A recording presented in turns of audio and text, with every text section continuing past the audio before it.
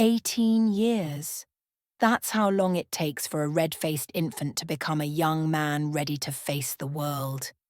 18 years is also exactly how long it takes for the wild, breathless passion of early love to settle into something quieter, something steadier. Or so I thought. My name is Margaret Collins, though Richard always called me Maggie in those early days when his voice still carried warmth. I'm 49 now, and I've spent nearly half my life as Mrs. Collins, living in our comfortable colonial in the suburbs, maintaining the careful choreography of a marriage that looked, from every angle, like success. We had Ethan when I was 31. Richard was 34 then, already climbing the corporate ladder with that determined focus he brought to everything. I remember thinking, watching him hold our newborn son, that I'd made the right choice, that this man with his steady hands and steadier ambitions would give us the kind of life I'd never had growing up. And he did, in a way. The house came 5 years in. The promotions followed like clockwork. Ethan grew up with good schools, family vacations, a father who showed up to the important things, recitals, games, graduations. From the outside, we were the American dream in action. But somewhere between year 10 and year 15, I noticed the passion had leaked out of our marriage like air from a slow puncture. We still functioned, better than most couples probably. We still laughed at the same jokes, finished each other's sentences, moved around our kitchen in practiced synchronization.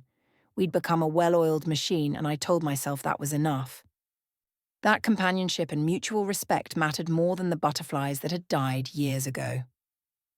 I never questioned his business trips. Why would I? Richard had been travelling for work since before we married, 7 days a month like clockwork. Sometimes Chicago, sometimes Atlanta, occasionally San Francisco. He managed a team spread across the country, and face-to-face meetings were part of the job. He always came home with stories about difficult clients and boring hotel rooms, and I always listened while folding laundry or preparing dinner. Trust, I believed, was the foundation of any lasting marriage. And I trusted Richard completely. That trust started cracking 3 months ago, though I didn't recognize the sound at first. It began with a credit card statement I opened by mistake, his corporate card, not our joint account. I was looking for a charge I needed to reconcile, and his statement had gotten mixed in with mine. I almost set it aside without looking, but something made me pause. The hotel charges were there, as expected, but there was something else. Restaurants I knew Richard would never choose. He hated Thai food, yet there were 3 charges to the same Thai place in Chicago. Flower deliveries, a jewelry purchase that never made it home to me. I could have asked him directly. The old Maggie, the trusting wife of the first 15 years, would have. But something stopped me. Some instinct, some small voice that whispered, "Wait, watch, know the truth before you speak." So I started paying attention in ways I never had before. I noticed that his 7-day trips always fell during the same week of each month. I noticed that he'd started showering immediately when he got home, before even setting down his suitcase. I noticed the way he'd angled his phone away from me when texting, a habit he'd never had before. And then there was Vanessa. My younger half-sister had always been part of our lives in peripheral ways. She was 16 when Richard and I married, the product of my mother's second marriage after my father left. We'd never been particularly close. Too much age difference, too many years of separate lives. But Richard had welcomed her into our family with open arms. When she moved closer to us 5 years ago, he'd been the one to suggest we help her find an apartment, help her get settled. I'd thought it was sweet, generous even. Richard being the big brother she'd never had. But 3 weeks ago, I was scrolling through old photos on my computer, looking for a picture of Ethan for his college applications, when I found a folder I didn't recognize. It was labeled with a random string of numbers, tucked inside another folder, the kind of thing you'd never find unless you were really looking. Inside were photos, dozens of them, Richard and Vanessa at restaurants I'd never been to, Richard and Vanessa on what looked like a beach vacation I didn't remember him taking. Richard and Vanessa sitting close together on a hotel balcony, her hand on his arm, both of them laughing at something I would never be part of. The date spanned back 3 years. I sat at my desk for 2 hours, clicking through image after image, my hands steady even as my world tilted sideways. I didn't cry. I didn't scream. I did something that surprised even me. I started planning. Because here's what 18 years of marriage teaches you. Emotional reactions are temporary, but strategic thinking is permanent. And if I was going to confront this, I was going to do it right. I spent the next 2 weeks doing research Richard would have been proud of, if he'd known. I hired a private investigator, not out of some desperate need for confirmation, but because I needed documentation, dates, times, locations, the kind of evidence that holds up when lawyers get involved.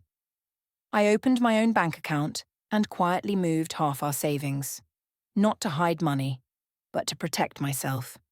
I copied every important document in Richard's office. I made an appointment with a divorce attorney just to understand my options. And then I bought a plane ticket to Chicago for his next business trip. The morning Richard left, he kissed my forehead the same way he had for 18 years. His suitcase stood by the door, packed with the efficiency of someone who'd done this 100 times before. 7 days, he said, checking his watch. I'll call you tonight after the client dinner. Drive safe, I replied, my voice steady. Love you. Love you too, Mags. The words sat between us like coins on a dead man's eyes. He left at 6 in the morning. By noon, I was on a plane. I'd done my homework. I knew he was staying at the Palmer House, a beautiful historic hotel in the Loop that Richard loved for its old-world elegance. I knew he was in room 816. I knew that Vanessa had taken time off from her administrative job, supposedly for a girls' trip to visit a college friend. I checked into a different hotel 2 blocks away. I packed light, just enough for 2 days. I wasn't planning to stay long, just long enough to see the truth with my own eyes, to stand in the same room where my marriage had been murdered by degrees over 3 long years. The night I arrived, I sat in my hotel room and ordered room service. I ate slowly, methodically, watching the Chicago skyline light up as darkness fell. I thought about Ethan, already away at college building his own life. I thought about my mother, who'd stayed in a bad marriage for 10 years before finally finding the courage to leave. I thought about the woman I'd been at 31, holding my newborn son, believing in forever. And I thought about the woman I was now, 49, still strong, still sharp, still worth more than being someone's convenient secret. The next morning I woke at 7. I dressed carefully, not for seduction or confrontation, but for power. A navy blazer, crisp white shirt, dark jeans, professional but comfortable. I pulled my hair back, applied minimal makeup, and looked at myself in the mirror. The woman looking back at me was calm, determined, ready. At 9:30, I walked into the Palmer House lobby. The private investigator had given me Richard's schedule, a supposed client meeting at 10, followed by lunch, then a free afternoon. But I knew better now. I knew there were no client meetings scheduled for today. I'd called his office myself, pretending to be a vendor trying to reach him. His assistant had cheerfully informed me that Mr. Collins was taking personal time during his Chicago trip this month. Personal time. I took the elevator to the 8th floor, my heart beating steadily in my chest. Not racing, not panicking, just steady like a drum marking time. I walked down the carpeted hallway to room 816. I could hear voices inside, muffled laughter, the sound of people comfortable with each other. I knocked. 3 firm raps on the door, confident and clear. The voices stopped. Footsteps approached. The peephole darkened as someone checked. Then there was a pause, long enough that I knew Richard had recognized me. The door opened. My husband stood there in a hotel robe, his hair damp from a shower. Behind him, I could see into the room, the rumpled bed, the breakfast cart with 2 place settings, and Vanessa frozen halfway between the bed and the bathroom door, wearing one of Richard's dress shirts and nothing else. For a moment, nobody moved. Nobody spoke. We were three people caught in a tableau of destruction, and the silence stretched like glass about to shatter. Richard found his voice first. Maggie. What are you? How did you? How did I find you? I stepped into the room without waiting for an invitation, and he backed up automatically. That's what you want to ask. Not why I'm here. Not what I know, but how I found you. Vanessa had gone pale, her hand clutching the shirt closed at her throat. Maggie, I can explain. Can you? I turned to look at her fully, this woman who shared my blood but nothing else. Please, Vanessa, explain to me how you ended up sleeping with your sister's husband. I'm genuinely curious about the thought process. We're not. She looked at Richard desperately, waiting for him to save her. But Richard had recovered his composure, and I recognized the look on his face. It was the same expression he used in business meetings when a deal went sideways. That careful neutrality, that strategic thinking. He was already calculating angles, planning his defense. Maggie, let's talk about this rationally, he said, his voice taking on that reasonable tone I'd heard 1,000 times before. This isn't what it looks like. I laughed, actually laughed, and the sound surprised even me. Richard, I've been married to you for 18 years. Do you really think I'm that stupid? I never said you were stupid. I'm saying there are things you don't understand about your 3-year affair with my half-sister. I pulled my phone from my pocket and scrolled to the photo folder the investigator had sent me. These things I don't understand. I held up the phone, showing them images of themselves together, intimate dinners, beach walks, hotel balconies. Or maybe you mean the financial records, the flower deliveries, the jewellery that never made it home. Please, Richard, tell me what I don't understand. His jaw tightened. Vanessa had started crying, silent tears streaming down her face, but I felt nothing for her. Nothing but a cold, distant contempt. How long have you known? Richard asked quietly. Does it matter? It matters to me. 3 weeks since I found the photos, 3 months since I started noticing the inconsistencies. But looking back now, knowing what I know, I can see signs going back years. Little things I explained away because I trusted you. Because I thought we had something real. We do have something real, Richard said, and he actually sounded like he believed it. Maggie, you and I, we've built a life together. We have a son. We have history. This thing with Vanessa, it doesn't change what we are. A thing? Vanessa's voice cracked. You said you loved me. You said, shut up, Vanessa, Richard snapped. And there it was. The truth beneath the careful words. She wasn't his great love. She was his convenient escape. I looked at him, really looked at him, and saw a stranger wearing my husband's face. You're right about one thing. We did build a life together. Past tense. But you know what's interesting, Richard? In all my research, in all my documentation, I found something I didn't expect. He went very still. What? I found out that these 7-day trips, they're not required for your job. They never have been. I called your boss. We had lunch, actually. He's a nice man. Very sympathetic when I told him about my situation. He said you'd been using vacation days for these trips for the last 3 years.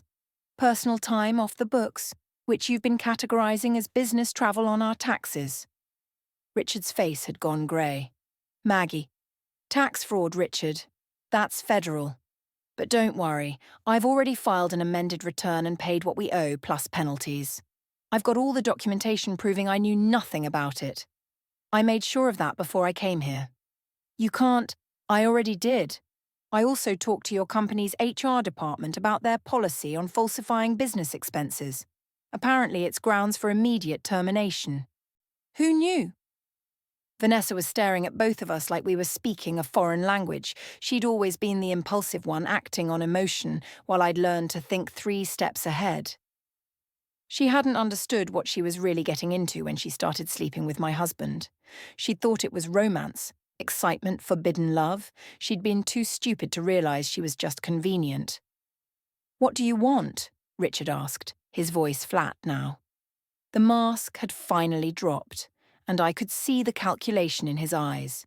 He was trying to figure out his next move, how to minimize damage, how to salvage what he could from the wreckage. What do I want? I moved closer to him, close enough that I could smell the hotel soap on his skin. I want you to know that I see you clearly now. I want you to understand that every lie you told, every time you looked me in the eye and said you loved me while you were planning your next escape to be with her, I was building a real life. A life with integrity. With truth. While you were here playing house with my sister, I was being honest, being real, and that matters. Maggie, please. I want a divorce, Richard. A clean one. You'll sign whatever papers my attorney sends you. You'll agree to a fair division of assets, and you'll do it quietly. Because if you fight me, if you make this difficult, I will make sure everyone knows exactly what you are. Your boss, your colleagues, your clients, your parents. Everyone will know that Richard Collins is a liar and a cheat who destroyed his marriage and his family for mediocre hotel sex with his wife's half-sister. Vanessa made a sound like I'd struck her. You don't have to be cruel. I turned to her slowly. Cruel? You want to talk about cruel? You took family dinners with us. You came to Ethan's graduation. You sat at our table for 18 Thanksgivings and smiled while you were sleeping with my husband.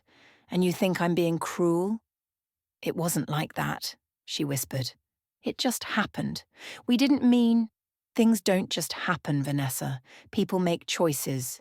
You made a choice every single time you answered his calls, every single time you got on a plane to meet him, every single time you lied to my face. Own it. Don't hide behind this passive victim act like you're some innocent girl who got swept away. I love him, she said, and she actually sounded defiant. Then you can have him. I looked at Richard. But you should know something. He told his boss that you're just a fling. A distraction. When his boss asked if he was serious about leaving his marriage, Richard laughed it off, said you were fun but temporary, that his real life was with his family. Vanessa's face crumbled, and I felt a savage satisfaction watching her realize the truth. She turned to Richard, waiting for him to deny it. He said nothing. Oh, God, she breathed. You were never going to leave her. You were just using me. Vanessa, you said you loved me. You said we'd figure things out. You said... Her voice broke and suddenly she was sobbing, all her composure shattered. I felt nothing watching her fall apart. Nothing but cold, clear certainty that I was doing the right thing. Richard tried to reach for her, but she jerked away from him. Don't touch me. Don't you dare touch me. This is your fault, Richard said. And for a second, I wasn't sure if he was talking to me or Vanessa. You pushed me away, Maggie. Our marriage was dead and you know it. You stopped trying years ago. I stopped trying? The laugh escaped before I could stop it. Richard, I have organized your life for 18 years. I've managed our home, raised our son, supported your career, maintained relationships with your family, handled every single detail of our life together while you focused on work. And you think I stopped trying? You know what I mean? The passion was gone. We were just going through the motions. So instead of talking to me, instead of suggesting counseling or having an honest conversation about what you needed, you started fucking my sister. He flinched at the crudeness, and I was glad. Let him be uncomfortable. Let him squirm. You had choices, I continued. You could have been honest. You could have told me you were unhappy. You could have ended our marriage with dignity and respect. Instead, you lied. You snuck around. You turned my own family against me. You made me look like a fool. No one thinks you're a fool, Maggie. Everyone will know soon enough, but they'll also know the truth. All of it. Because I'm done protecting your reputation. I'm done making excuses for you. I'm done pretending we have something worth saving. I pulled a folder from my bag and dropped it on the bed between them. Divorce papers? Sign them. My attorney will be in touch about the details, but the basics are all there. Equal division of assets, joint custody of any remaining college expenses for Ethan, and a clean break. No alimony, no drama. Just done. Richard picked up the folder with shaking hands. You've really thought this through. I've had 3 months. And unlike you, I don't make impulsive decisions. I think things through, I plan, I protect myself. What about Ethan? Ethan is 18 years old. He'll understand that sometimes marriages end, and he'll adjust. But I will never let you pretend that this was some mutual decision. If he asks, I will tell him the truth. You cheated. You lied. You destroyed our family. That's on you. Vanessa was still crying, collapsed on the edge of the bed now, her face in her hands. I looked at her one last time, trying to feel something: anger, hurt, betrayal. But there was only emptiness where she used to exist in my life. You're dead to me, I told her. I don't ever want to see you again. Don't call. Don't write. Don't show up at family events. You made your choice. Live with it. I turned back to Richard. Sign the papers. My attorney will be in touch. And Richard? What? 18 years was long enough for me to learn exactly who you are. I hope it was worth it. I walked out of that hotel room with my head high, my spine straight, my eyes dry. I took the elevator down to the lobby, walked out into the bright Chicago morning, and felt like I was breathing clean air for the first time in months. My phone rang as I was getting into a taxi.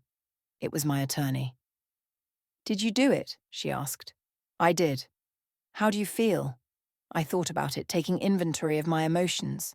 I felt light, free, powerful in a way I hadn't felt in years. I feel like I just got my life back, I said. And it was true. Every word. The divorce took 3 months. Richard signed everything without fighting, probably because he knew I meant my threat about exposing everything. His company never found out about the falsified expenses. I decided that destroying his career wouldn't give me anything I needed. And truthfully, Ethan deserved to have a father who could still support himself. But our mutual friends found out. Our families found out.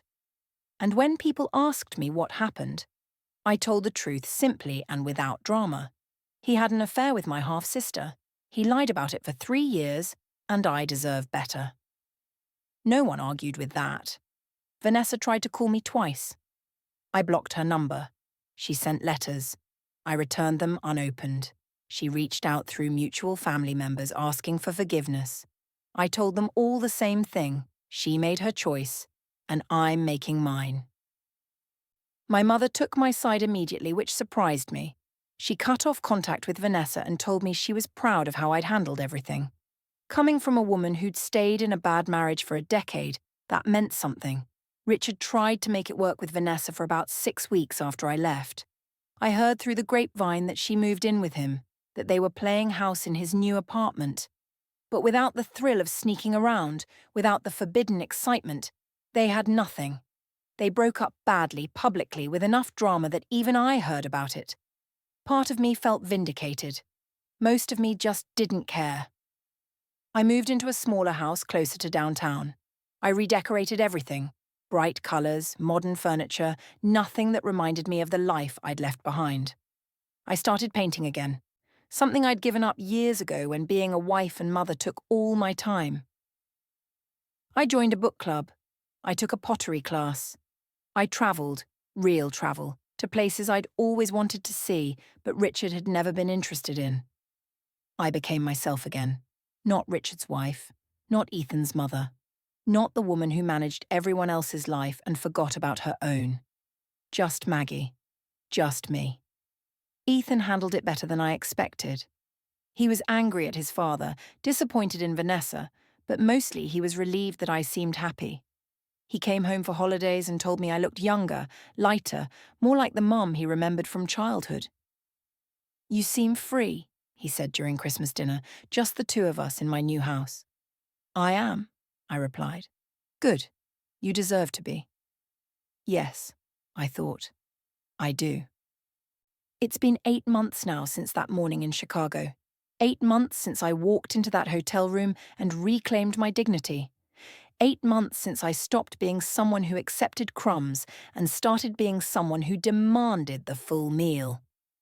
Richard got passed over for a promotion. I heard his affair became common knowledge at his company, and while they didn't fire him, they definitely didn't reward him.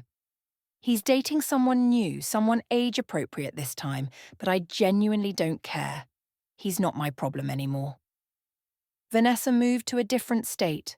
We haven't spoken. We never will. And me? I'm 49 years old, single for the first time in 2 decades, and I've never felt more powerful, more certain, more completely, authentically myself. Because here's what 18 years taught me. Loyalty isn't weakness. Trust isn't naivete, and believing in someone doesn't make you a fool. What makes you a fool is staying after you know the truth. What makes you weak is accepting less than you deserve because you're afraid to start over. I'm not afraid. Not anymore. I walk through my new life with my eyes wide open, my heart guarded but not closed, my standards high and my tolerance for bullshit non-existent. I know what I want now. I know what I'm worth. And I will never ever settle for anything less than honesty, respect, and genuine love. 18 years was enough time to build a life. It was also enough time to learn how to walk away from one. And I walked away like a woman who knows exactly where she's going, straight toward everything I deserve.